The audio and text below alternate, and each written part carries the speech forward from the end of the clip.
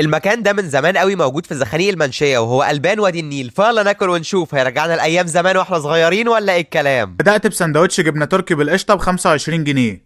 هو انا حاسس بالقشطه لوحدها والجبنه لوحدها. ده سندوتش جبنة بيضة بالكريمة ب 25 جنيه. الحدقه والله الحدقه، وبرضه مش هتحس بطعم الجبنه الكريمه، واحده منهم، مفيش الاتنين مع بعض. نحلي بقى بحلاوة قشطة ب 17 جنيه.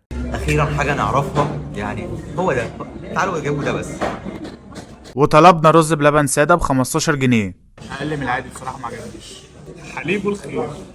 جربت شوب اللبن السخن ب 12 جنيه وحرفيا يا لا، انا رجعت حضانه.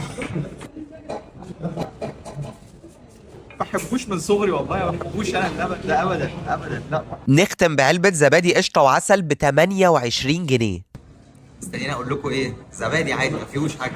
وبس كده. دي كانت تجربتنا لألبان وادي النيل. لو جربتوه قولوا لنا رأيكم، وسلام.